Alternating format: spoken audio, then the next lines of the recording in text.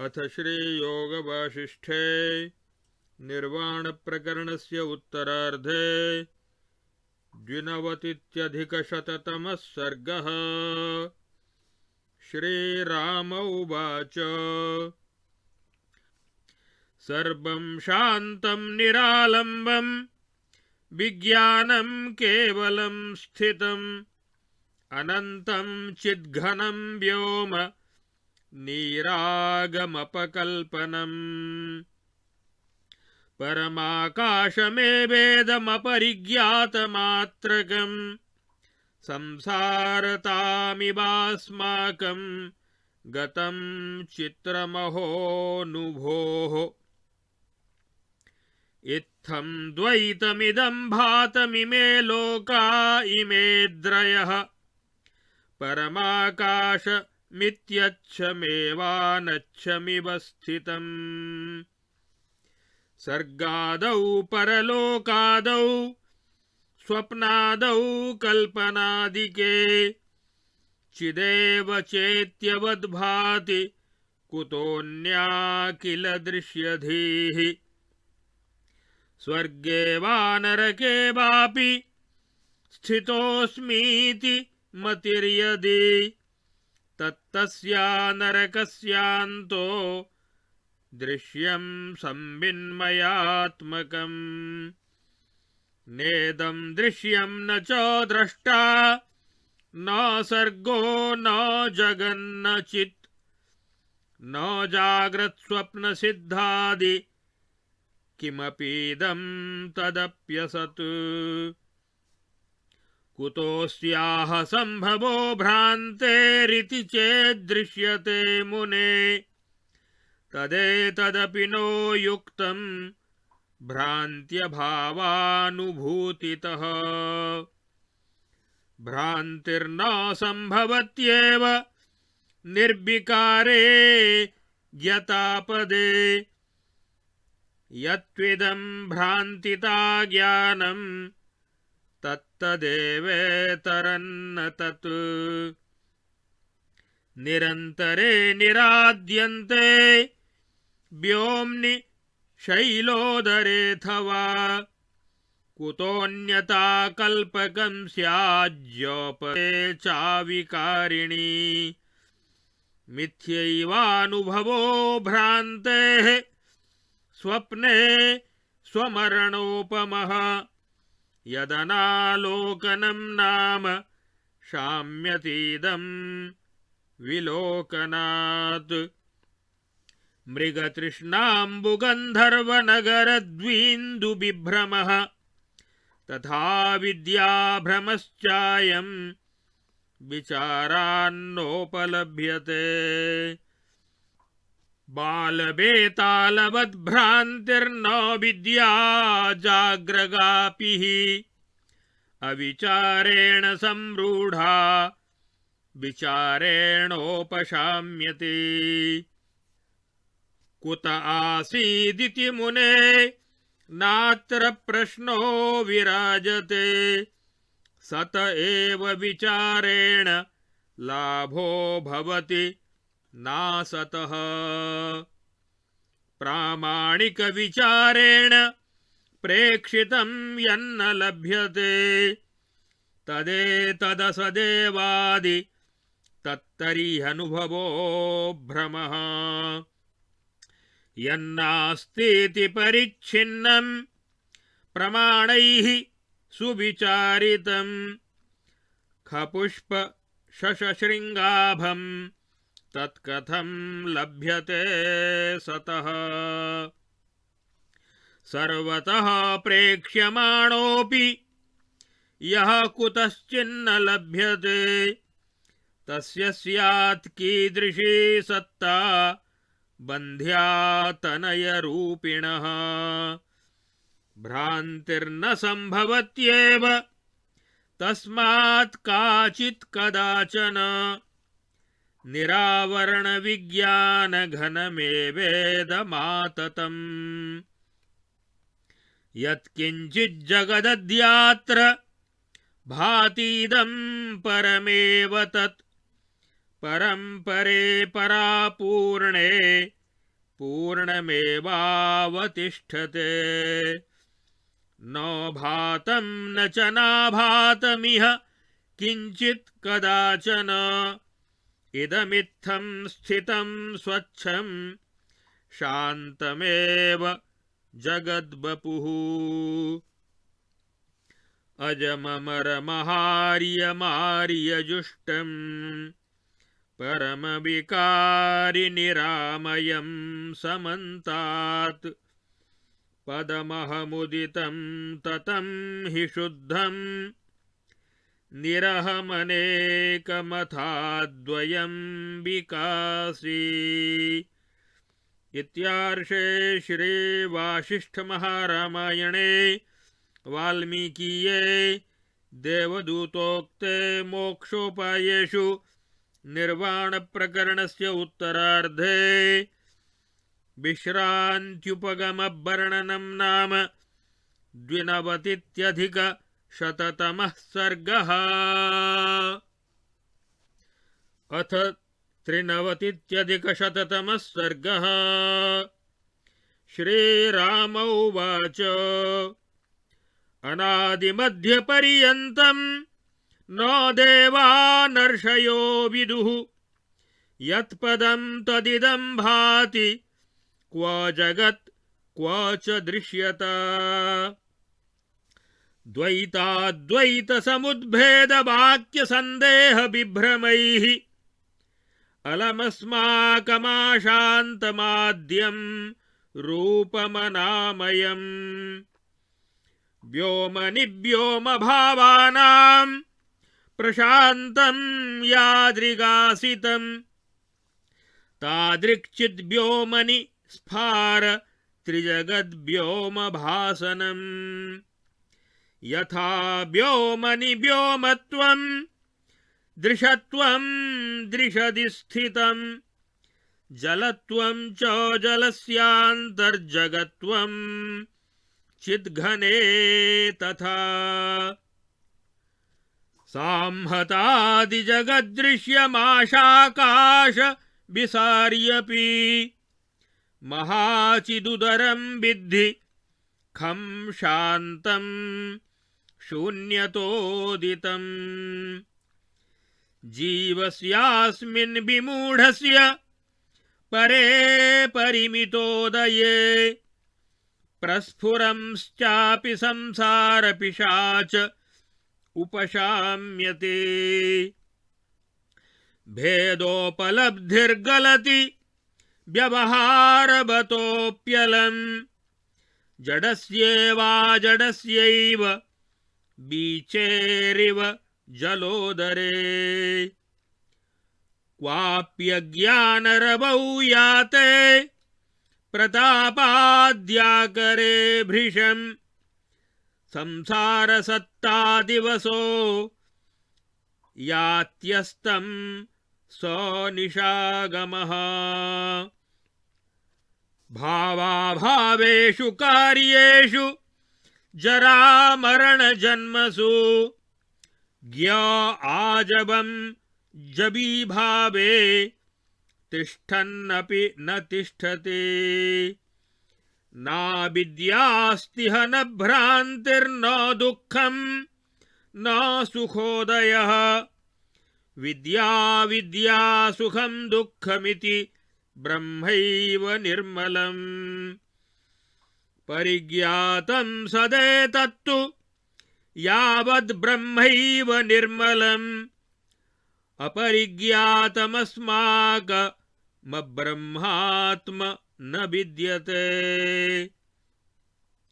प्रबुद्धोऽस्मि प्रशान्ता मे सर्वा एव कुदृष्टयः शान्तं समं सोऽहमिदं खं पश्यामि जगत्त्रयम् सम्यग्ज्ञातं यावदिदं जगद्ब्रह्मैव केवलम् अज्ञातात्मा भवद्ब्रह्म ज्ञातात्मन्यधुना स्थितम् ज्ञाताज्ञातमनिर्भासं ब्रह्मैकमजरं तथा शून्यत्वैकत्वनीलत्वरूपमेकं नभो यथा निर्वाणमासे गतशङ्कमासे निरीहमासे सुसुखेहमासे यथा स्थितं नित्यमनन्तमासे तदेव मासे न कथं समासे सर्वं सदैवाहमनन्तमेकम् न किञ्चिदेवाप्यथवातिशान्तः सर्वं न किञ्चिच्च सदेकमस्मि न चास्मि चेतीयमहोऽनुशान्तिः अधिगतमधिगम्यं प्राप्तमप्राप्तमन्यैर्गतमिदमलमस्तं वस्तुजातं समस्तम् उदितमुदितबोधं तादृशं यत्र भूयोस्तमयसमुदयानां नाम नामापि नास्ति। इत्यार्षे श्री वासिष्ठ महारामायणे वाल्मीकीये देवदूतोक्ते मोक्षोपायेषु निर्वाण प्रकरणस्य उत्तरार्धे विश्रांति कथनं नाम 93 सर्गः। अब आगे इस योग वासिष्ठ महारामायण के निर्वाण प्रकरण के उत्तरार्ध के 192 और 193 सर्ग में श्री रामचंद्र जी के मुख से ज्ञानी महात्मा की स्थिति का एवं अपने परब्रह्म स्वरूप का वर्णन इन 2 सर्गों में किया गया है। श्री रामचंद्र जी बोले, हे मुने, यहाँ सब कुछ शांत, आलंबन रहित, विज्ञान स्वरूप, अनंत, राग शून्य, कल्पना रहित एवं विशुद्ध, अद्वितीय, सच्चिदानंद घन परब्रह्म ही है। इसके अतिरिक्त न यह दृश्य है, न दृष्टा है, न सृष्टि है, न जगत है और न जागृत, स्वप्न एवं सुषुप्ति आदि अवस्थाएं ही हैं। क्योंकि इंद्रियों की दृष्टि से यह जगत सत्य प्रतीत होता है, परंतु ब्राह्मी दृष्टि से जहाँ पर ज्ञाता ज्ञान ज्ञेय का निषेध हो जाता है, तीनों एक हो जाते हैं और केवल ज्ञ मात्र रह जाता है, दृक् मात्र रह जाता है, वहाँ पर यह भेद समाप्त हो जाता है और केवल शुद्ध ब्रह्म ही रहता है अतीन्द्रिय दृष्टि से। और इंद्रियों की दृष्टि से जगत सत्य प्रतीत होता है, इसलिए यह अनिर्वचनीय यही है। ब्रह्म की दृष्टि से जगत नहीं है और जगत की दृष्टि से ब्रह्म असत है। इसलिए श्री रामचंद्र जी कहते हैं कि यह जो कुछ दिखता है वह सब वास्तव में असत ही है। जैसे कि जादूगर का खेल में बच्चों को वो बिल्कुल सच्चा जैसा दिखाई देता है, परंतु जो बूढ़े ज्ञानी लोग हैं वो जानते हैं कि ये तो असत है, जादू का खेल है, ये दिखता है, ये है नहीं, ये सत्य नहीं है। इसीलिए भगवान श्री रामचंद्र जी यहाँ ब्रह्मज्ञानी के अनुभव की दृष्टि से कह रहे हैं कि यह जो कुछ दिखता है वह सब असत ही है, बिना हुए ही दिख रहा है, जैसे सपने में बिना हुए ही दिखता है।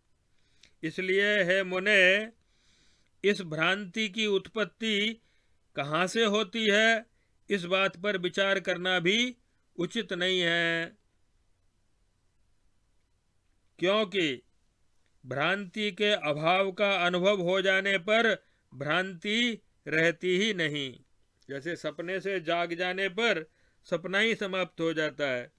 अब उसका इतिहास भूगोल लिखना बिल्कुल बेकार है।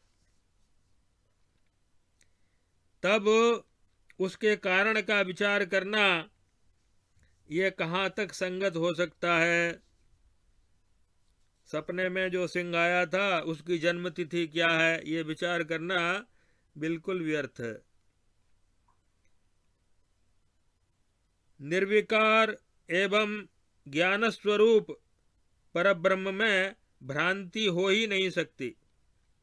यह जो भ्रांति रूपता का ज्ञान है वह भी ब्रह्म रूप ही है। या देवी सर्वभूतेषु भ्रांति रूपेण संस्थिता। ये ब्रह्म से भिन्न नहीं है, ज्ञ से भिन्न नहीं है। जैसे मृग तृष्णा में जल का और गंधर्व नगर का और नेत्र दोष के कारण उत्पन्न हुए दो चंद्रमाओं का भ्रम विचार से उपलब्ध नहीं होता, समाप्त हो जाता है, उसी प्रकार अविद्या नामक भ्रम की भी विचार से उपलब्धि नहीं होती। इसलिए हे मुने, वह भ्रांति कहाँ से आई और क्यों आई, यह प्रश्न भी यहाँ शोभा नहीं पाता है। क्योंकि जो वस्तु है उसी पर विचार करने से लाभ होता है, जो है ही नहीं उस पर विचार करने से क्या लाभ होगा। इसलिए कभी कोई भ्रांति संभव नहीं है। यह आवरण रहित नित्य विज्ञानानंद घन ब्रह्म ही सब ओर व्याप्त है। आज यहाँ जो कुछ भी जगत भासित होता है यह परब्रह्म ही है, क्योंकि भान हो रहा है। भान ही तो परब्रह्म है, भानमेव परब्रह्म। यह परब्रह्म ही है। निरतिशय आनंद से परिपूर्ण परब्रह्म में यह पूर्ण परब्रह्म ही विराज रहा है। पूर्णमदः पूर्णमिदम्। जन्म रहित अमर इंद्रियों द्वारा ग्रहण करने के अयोग्य श्रेष्ठ पुरुषों द्वारा सेवित निर्विकार तथा सब ओर से निर्दोष परम पद रूप परमात्मा ही सब ओर संपूर्ण हो रहा है। और वही अहम मैं के रूप में अहम पद से, अहम शब्द से जो कहा गया है वह परब्रह्म ही है। सर्वस्य चाहं हृदि सन्निविष्टो मत्तस्मृतिर्ज्ञानमपोहनं च वेदैश्च सर्वैरहमेव वेद्यो वेदान्तकृद्वेदविदेव चाहम्। भगवद गीता में भी भगवान इसे अहम पद से ही बोधित करा रहे हैं। फिर भी वह अहंकार से सर्वथा रहित है। ये अहम पद अहंकार नाम की वृत्ति नहीं है। ये अहम पद पूर्ण ब्रह्म का बोधक है। अनेक रूप से प्रतीत होने पर भी वह एक है तथा विशुद्ध एवं सदा प्रकाशमान है। आदि मध्य और अंत से रहित जिस परम पद को देवता तथा ऋषि भी नहीं जानते हैं, यतो वाचो निवर्तन्ते अप्राप्य मनसा सह आनंदम ब्रह्मणो विद्वान् न बिभेति कदाचन इति कुतश्चन इति। वही यह सर्वत्र प्रकाशित हो रहा है। कहाँ है जगत और कहाँ है उसकी दृश्यता। द्वैत और अद्वैत की भावना को उभारने वाले जो वाक्य संदेह और भ्रम हैं, उनसे हमारा क्या प्रयोजन है, क्या लेना देना है। वास्तव में सबका आदि अनामय स्वरूप निर्विकार स्वरूप एक परम शांत ब्रह्म ही सर्वत्र परिपूर्ण है। अपरिच्छिन्न उदय वाले सर्वव्यापी इस परब्रह्म का साक्षात्कार हो जाने पर अज्ञानी की दृष्टि में स्फुरित होने वाला संसार रूपी पिशाच तत्वज्ञ की दृष्टि में नष्ट हो जाता है। वह जड़ की भांति व्यवहार में लगा हो तो भी उस ज्ञानी की पूर्व की भेद बुद्धि उसी तरह गल जाती है जैसे जल के भीतर लहर नष्ट हो जाती है। इस विषय में जड़ भरत, भगवान ऋषभदेव और बाद के योगियों में गोरक्षनाथ आदि प्रमाण हैं। यहाँ वास्तव में न तो अज्ञान है, न भ्रम है, न दुख है और न सुख का ही उदय है। विद्या अविद्या, सुख दुख, ये सब कुछ निर्मल ब्रह्म ही है। जितना और जो भी यहाँ है वह सब विशुद्ध सच्चिदानंद घन ब्रह्म ही है। हे ब्रह्मन, वह ब्रह्म मैं ही हूँ। सदा ही सब कुछ एकमात्र मैं ही हूँ। मेरा कहीं अंत नहीं है। मैं परम शांत हूँ, सब कुछ हूँ अथवा कुछ भी नहीं हूँ। एकमात्र सत्स्वरूप ही हूँ अथवा वह भी नहीं हूँ। मैं ही परम आश्चर्य रूप निर्वाण नामक परम शांत स्वरूप हूँ।